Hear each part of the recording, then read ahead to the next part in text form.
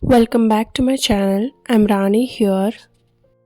Today we will be making cold process soap with Multani Mitti. Okay, let's get started.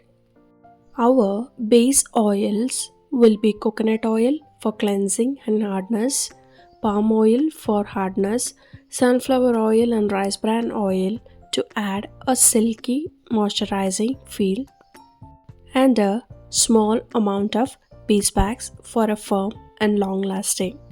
We will start by gently melting our solid oils, coconut, palm, beeswax over a low heat until everything is fully melted.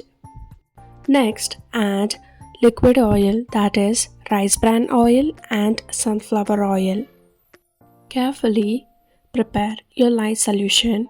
Always add lye to water and wear gloves and goggles for safety.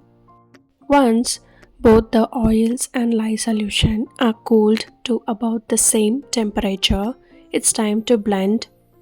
Add the lye solution to the oils and using a blender, mix until we reach trace. We will add our skin purifying Multani Mitti or Fuller's Earth. This is natural clay, helps draw out impurities and gives the soap a silky, earthy texture. It gently detoxifies the skin and acts as a natural colorant. Multani Mitti also enhances cleansing properties without being harsh or drying on the skin. Once everything is blended smoothly, add your choice of essential oil or fragrance oil and mix well. Next, pour the soap into your mold and tap to release any hair bubbles. I have a video of melt and pour Multani Mitti soap. If you are interested, you can click the link in the description box below.